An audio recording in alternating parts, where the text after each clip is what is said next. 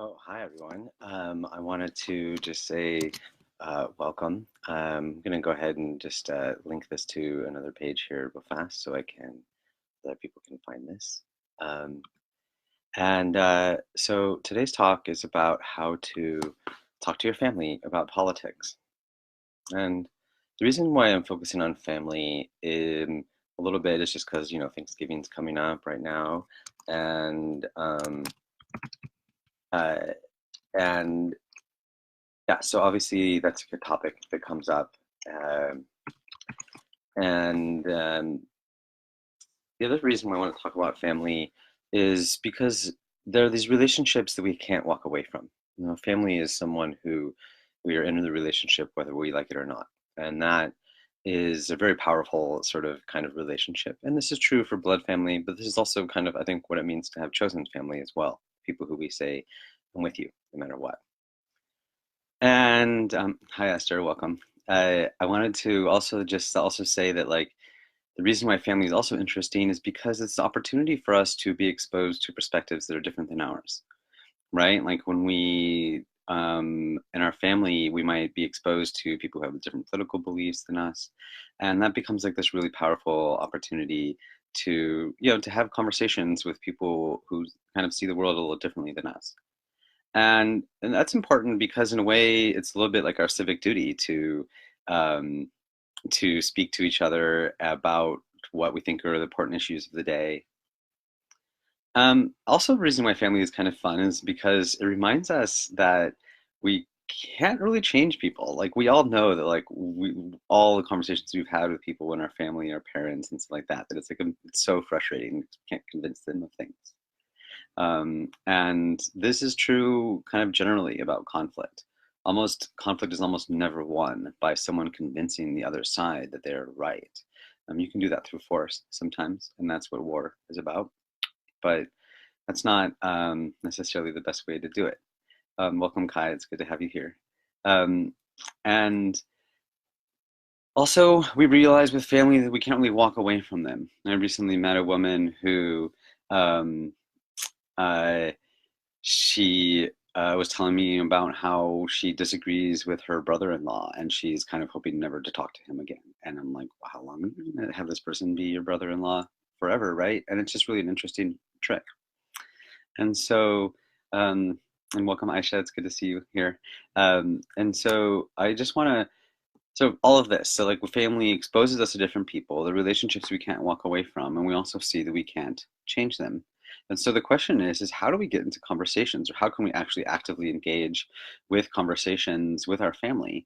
Welcome, Leah. And by the way, anyone who has questions, you're welcome to add comments. I'm going to try to make this as interactive as possible. I see you, Leah. Welcome.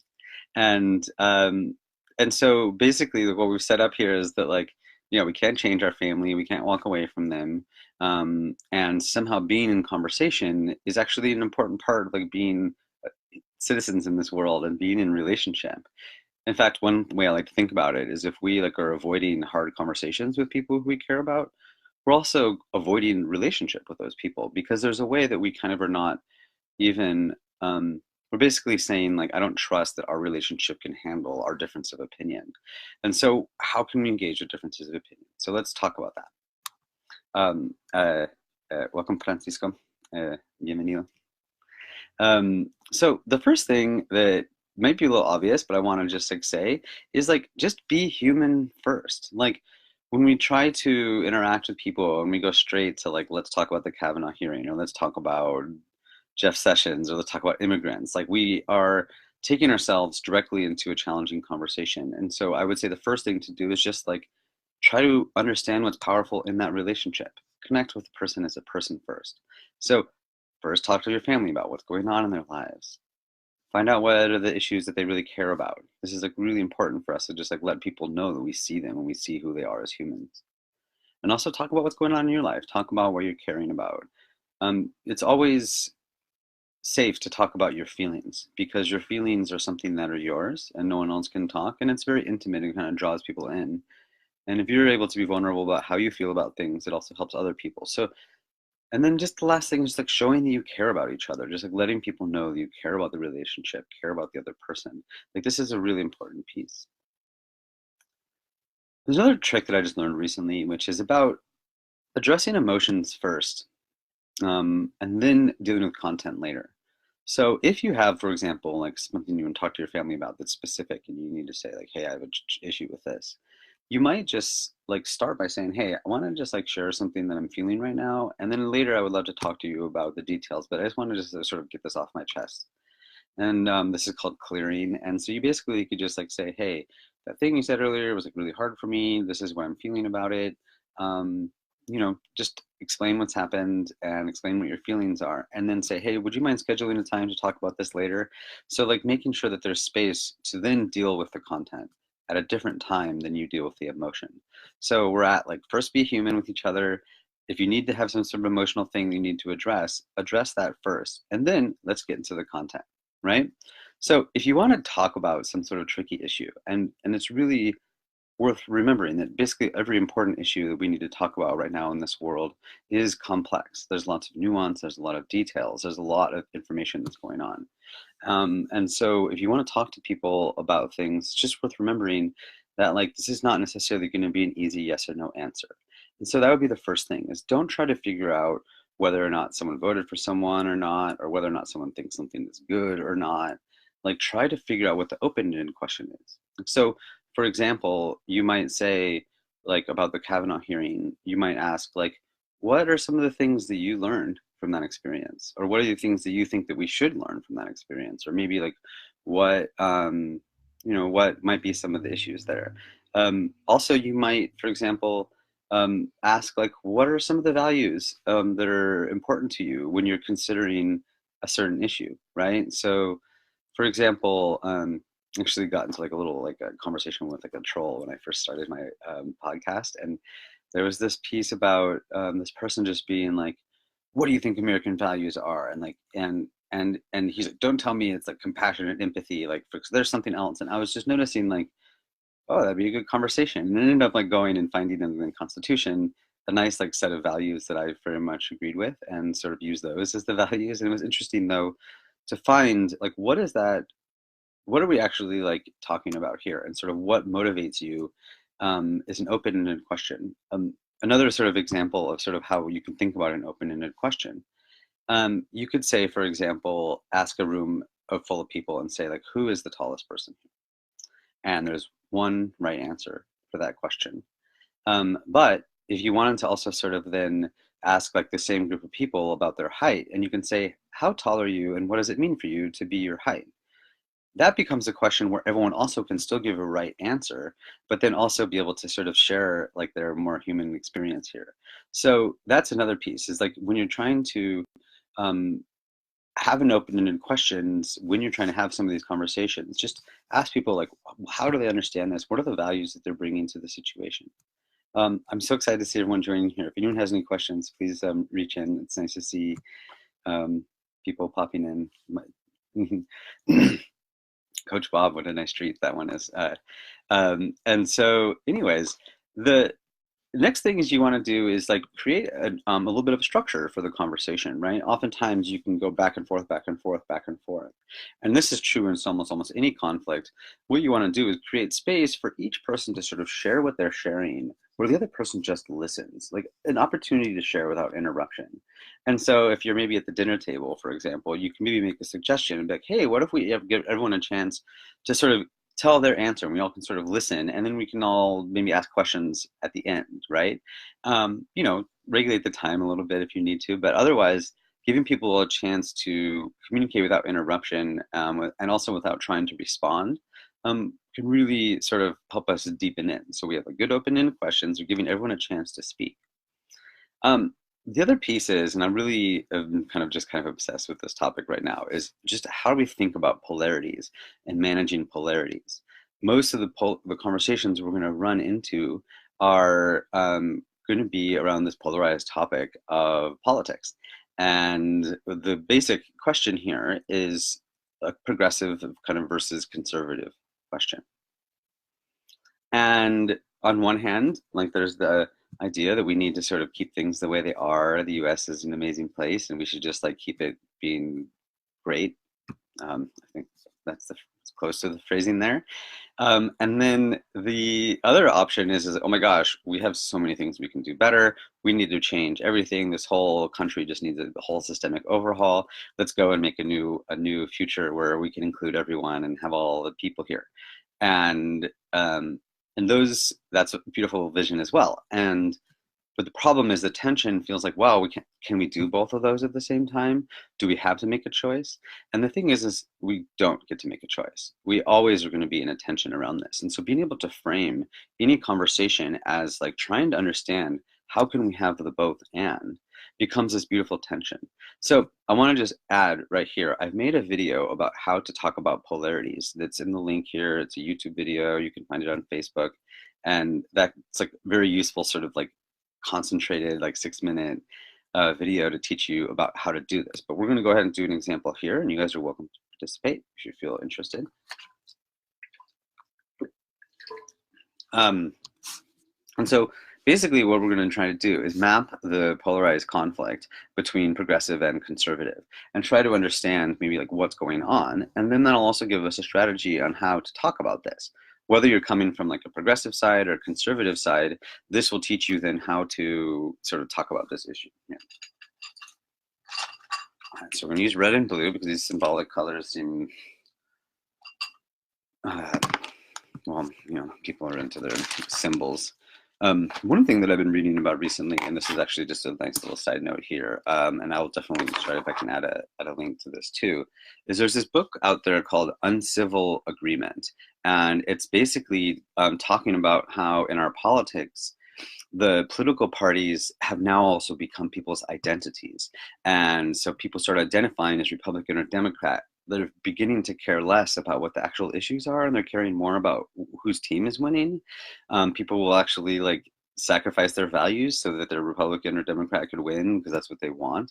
And so that's happening more and more. And so this red and blue thing is actually very interesting because you can think about it as like just two teams. And in fact, there's like all sorts of little research where you could just like get people to say like, hey, here's a blue square and here's a green square, and the blue square and the green square are in a competition with each other, and people will like get emotionally activated to support geometric shapes against each other. And so like this is like really intense, right? So anyways, red and blue, the ultimate political battle. Let's see where we can do it. All right. So conservative, that's the red one.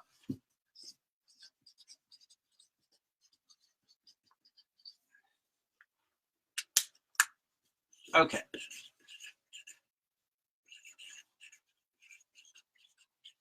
Okay, so we're in this like ultimate battle, conservative versus progressive. We have to figure out how we're going to sort this out. You guys are totally welcome to join in here. This would be a great place to do things.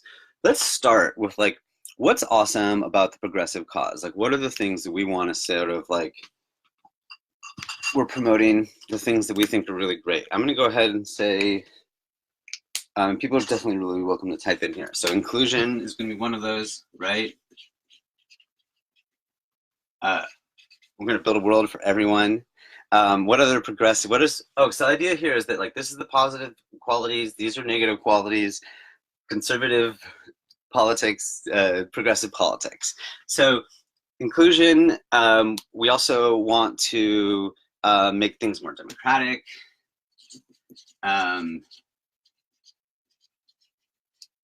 Like we're going to try to really get like more, let's see, progress, sharing and caring.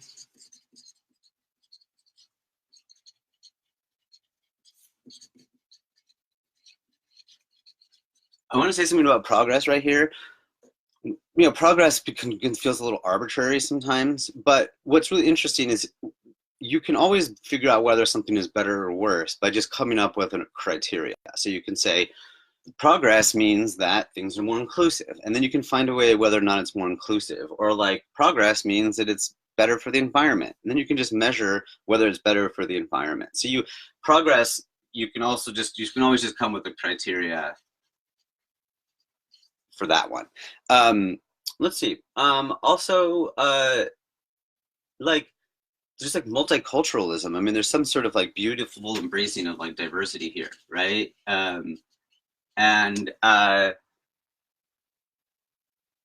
And like I just like evolution, improvement, right? Like leadership, right?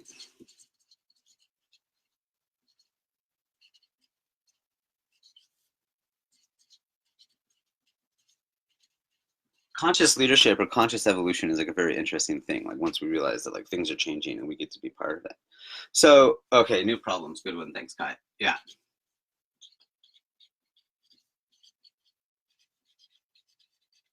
There's like a whole certain aspect of repair and reform. Like this is how we get to fix things, right? Like what's the problem here, right? So, what's cool about going on the conservative side? Like what is the values here? I'm going to start with just stability. Um, I'm also going to say like clarity of roles, right? People actually clear like think that they know what's going on, what they're supposed to be doing, right? Um, uh, there's something about like some like there's probably some cool traditions here, right? Um, I think there's also something about like oh hey Jill, nice to see you here. Perfect timing. What are some of the awesome things about conservative values that we enjoy? I would also add that this is like hard earned. I just really want to say like whether it's like the power of just like people coming up with an amazing constitution and like figuring out how to make like basically like the first democracy in the world, or just the many people who have fought many wars and given their full lives for this, like like the old way is hard earned. Ensuring survival, I really appreciate that one. Thanks, Pat.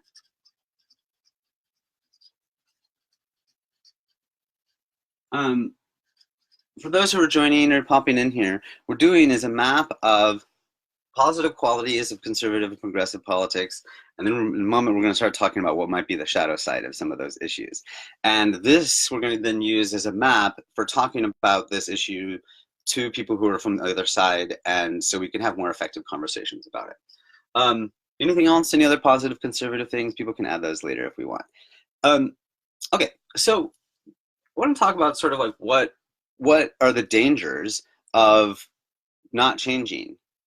Um, uh, okay, I see that. Prioritizing survival, right? It's just like, yeah, it's like the focus is like on like taking care of like self care a certain way, right? Like self preservation. Maybe you can put this here. Um, so what are the shadow sides here? Like what happens? What's the danger here? I would say one danger that happens here is just stagnation, right? Like um, uh, there's a danger also as we sort of like go backwards, we can like sort of get stuck in like bad patterns, right? Like bad habits. Um, uh, um, like not being creative, like not being able to be agile, sort of um, like just like, hey, this is the way we always done things. We can't do things a new way. We can't really catch up. We got to, keep on. Let's try to make the world not change, or something like that. And then I'm also just going to add here that there's some serious dangers of like extremism here, right? Like this need for self-preservation can lead to some pretty serious like desire to sort of take control and like go backwards, right? I mean, this is what nationalism and sort of like preservation of white supremacy might look like, right? As people are trying to say, hey, let's not change. We've always had white guys in charge. We don't want to change that. So I'm just gonna put nationalism here, even though that's not totally like the best term here. Solving all not resilient to change. Okay, no change. Okay, so what's the problem of going into this progressive issue here? And this is actually, I think, a really worthwhile thing to be honest about. I would say that one that I've really been thinking about is just that this is high risk, right? We're going into the unknown, right?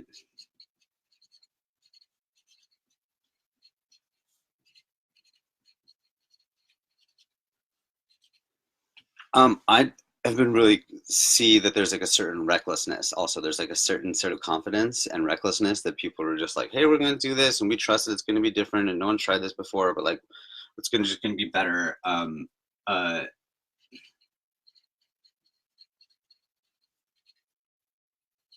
and then I also just say that this like flavor of leaving behind is like really significant. Sometimes I like to imagine people, the progressive sort of left, being like the leaders of like a captain of like a soccer team, and they're like, hey players, like, hey teammates, I know the best strategy to like win this game, and it's the best, and I promise you it's going to be so cool, and it's going to require some of us who like know how to do it that are going to be really great, but if you guys don't do it, then you're a bunch of idiots and you shouldn't even be playing on this team. And like there's a certain way that like to be a leader you have to also be able to sort of bring in the group, right? And so I just want to just call that one in. So there's something about like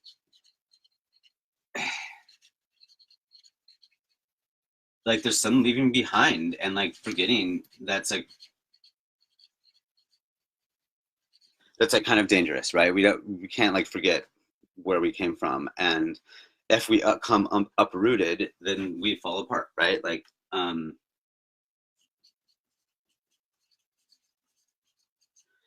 if we totally abandon the structure that we got us here, then we're toast, right? Okay, so thanks for taking the time. I have a little more time than I expected here, but let's talk about this. Okay, so if you want to talk about these issues with people who you care about, there's a strategy on how to do it. All right. So I'm going to go ahead and start imagining.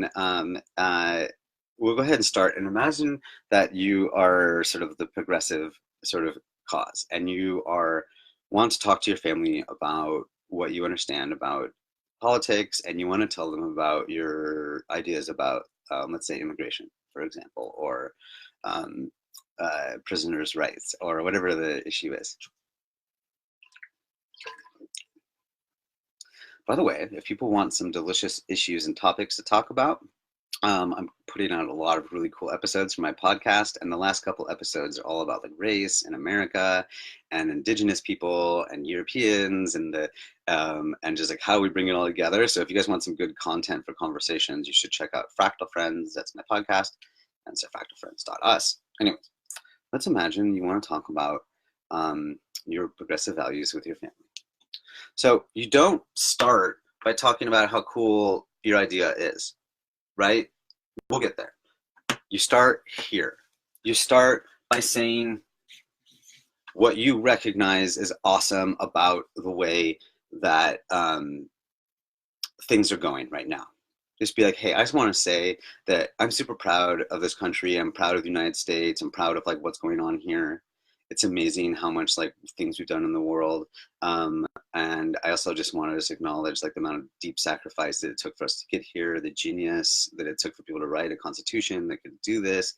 And also just want to say, like, I don't want to risk the foundations that are going to keep us alive and keep us going. Like, we don't want to tinker with that. We're not going to do the underlying structures here. I just want to just say I really recognize that. Also, then you can sort of say, like, I know what the problem is with what I'm trying to say. Like, you have to be honest with yourself and the other person. Like, hey, look, this is going to be fine. So then you say, hey, I also want to know that, like, all this like crazy stuff that all these millennials and all of us are proposing, and we're going to like change the whole world. Like, that's some risky stuff. Like, I recognize that we haven't done this before. And I also know that there's like a lot of people that are like rejecting our history, and I wanted you to know that like that's a risk, and that I don't want that to be okay, and I want to make sure that we don't do that. I want to make sure that we don't go forward so quickly and blindly into the future that we risk injuring what we've done with our country, um, and I know it's unknown, and it's a little unclear, and it's a little scary, so I just really want you to know that I get it, right? So the next thing you're going to say is talk about what you're worried about. Say, hey, I also just want you to know that like my concern right now is that if we don't change, like if the United States doesn't start like upgrading right now, we're going to get stuck in some bad habits. Right now, our politics basically don't even work right now. The world is going to leave us behind because we're not creative. We don't have We're not really able to change or adapt in this world, and the world's basically just going to leave us behind. Also, I'm super concerned about the way that there's some of the people who are trying to keep things the old way, like are kind of leading towards extremism and exclusivity and so forth, and I think that's really risky. So here's what I want to do. I want to just like propose that there might be some other ways we can do things. I want to see if we can look into ways that we can like maybe make this place like a little more inclusive, and we can solve problems together as a group, that we can learn how to basically like be leaders in this world. You know, how can we like be conscious leaders again as a country, to be like showing like what values we want to bring the world into the future with. We still have a lot of power and influence. Like, how can we use that in a positive way? And also, how can we do that while also embracing diversity? You know, and like, what are the things that we want to do? Let's figure out how to measure that kind of progress. And so what you've done now, once you've sort of mapped this out, is now you've engaged this person to be an ally with you. Now you're sort of acknowledging that, hey, we're family, right? And what you will want to do is then sort of emphasize the fact that the antidote to each shadow is the other perspective. And so there's like this perfect balance that can happen here as these sort of things can flow together. You don't want to sort of come to the compromise where you just sort of have like a little bit of this and a little bit of this, because then you just get to this like kind of like dinky middle reality, and oftentimes will lead to the frustration and polarization that actually we can see in our world right now. Since like World War II, basically, the United States has basically managed its politics by just going to the center and just compromising and just finding what's, you know, good enough. And people are fed up with that, totally fed up with that. And I say, like, since like the 90s, that's no longer an option. But the option is also not to have this side win or this side lose. That's never going to happen. That's just literally never going to happen. So now what we have to figure out how to do is to get the best of this and the best of this going, and we get to use, as we emphasize these positive qualities, that's going to help us minimize these lower qualities. And so it ends up becoming this flowing system that we want to be part of, right? And so for example, let's just say that we're in the system. Actually, one of the things you might do is like map like where we are in the system, and I think I actually have a pretty good idea of this. So my suggestion is that we might be a little bit in this corner right here. We have sort of like a lot of sort of dysfunction happening as people are trying to sort of hold on to sort of the old ways of being, right? And so what the proposal would be to say, let's see if we can we can move in this direction by taking on some of these characteristics right here, right? But then what we have to be careful about is that as we take on these characteristics, if we start getting to some sort of extreme situation where like our trying new things sort of becomes destabilizing, then we have to recognize that and be honest about it, and recognize that we need to move back up here to pick up some of these characteristics, and remembering some of the traditions and the grounds and the things that we get to stand on, like really building our structure. And then, of course, as we sort of emphasize this, we'll find ourselves doing this.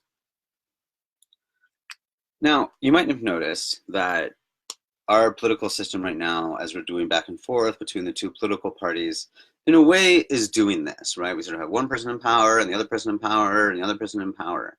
But right now, there's not really any acknowledgement of like everyone's just focusing on the negative qualities of the other side and only focusing on their own positive qualities. And right now, the whole system is just kind of like flopping from like one side to the other. Now, that's like really dysfunctional. This can happen not even just not every 4 years, not even just every 8 years or every 2 years. This can be something you're doing moment by moment.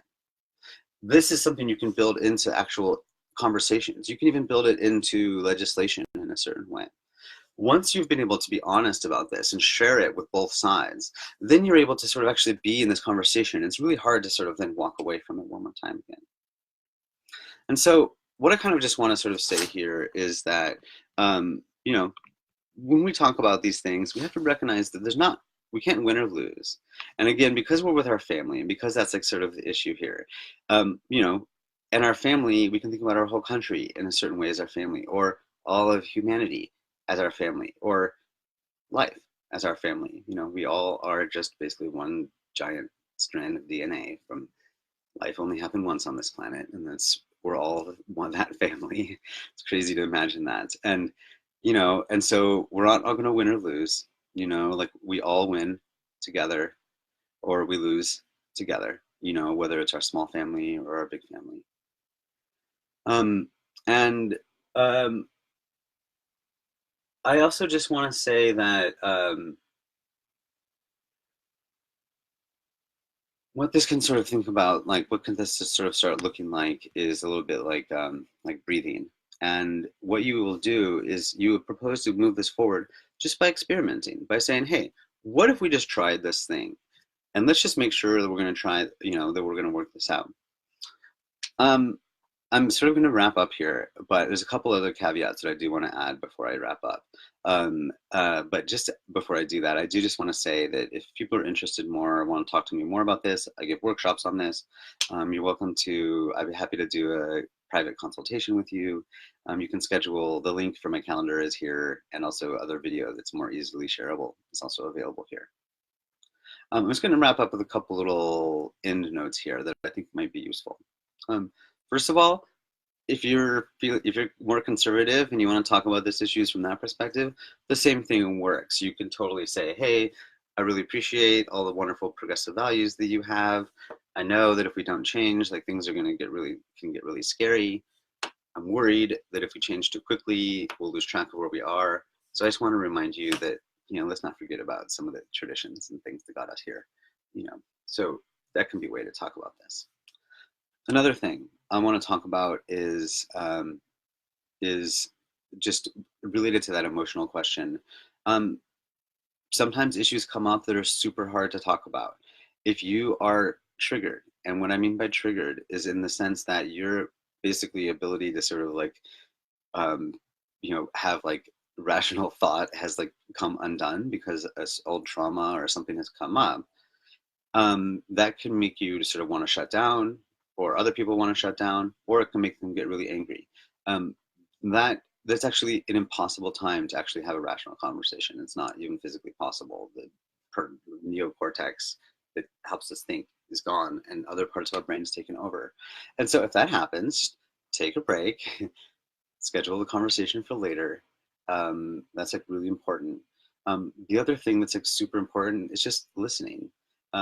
Listening is the sort of like the core to all of this. If you are having a hard time talking to someone in your family or someone you care about, the first strategy you should try is just deeply, deeply listening to that person. And by listening, I mean acknowledging that you can see what they're going through, being curious about what's going on, like asking them questions, and like reflecting back what you hear them. Like if you can just let someone know, hey, I really understand what you are saying, even if you totally disagree with them. If you can just get them to know that you have totally heard them, this is often the quickest way for someone to want to listen to you. But also just by making space to sort of tell someone that you can hold them, even if you disagree with them, and you can still love them. Like that space is what sort of helps people change, and that's what opens their hearts and helps them grow. And another piece that's just really useful, and this will come up a lot, I probably should have said this earlier, when you're talking to your family and you're having a political debate and it seems like you guys are, like the other person's just insane because they're just not understanding it at all, it might be because you have different information. And so a quick way to fix this is to say, hey, would you be willing to like swap like an article with me, or a TV show or a video or something like that? And like with all open-heartedness and curiousness, like maybe one of you could, you can sit down and watch like some Democracy Now headlines, and then watch like some Fox News together and see what people are listening to, and respond to that information, respond to the information that you now have shared. Sometimes maybe you can read an article or something like that. And so figuring out how to get shared information is also really helpful sometimes, because that's an easy way to get lost because you're just like having totally different conversations. Cool. Well, again, thank you for listening. I hope this helps you all out in your holiday seasons. Again, check out the little video that I had here. Sign up for an appointment if you'd like to talk about how to do this. Also, stay tuned for my newsletter you can find in my website, which is duncanautry.com. And then also my podcast, fractalfriends.us. We're talking about these topics all the time. There's some wonderful political topics. There's some wonderful or political episodes recently. There's some wonderful ones about race and indigenous peoples and Thanksgiving and just like all of it. So you all tune in to Fractal Friends, fractalfriends.us. Thank you for listening. Thank you, Leah. Thank you, Kai, for like hanging out all the way through. I really appreciate it. Have a good one, y'all.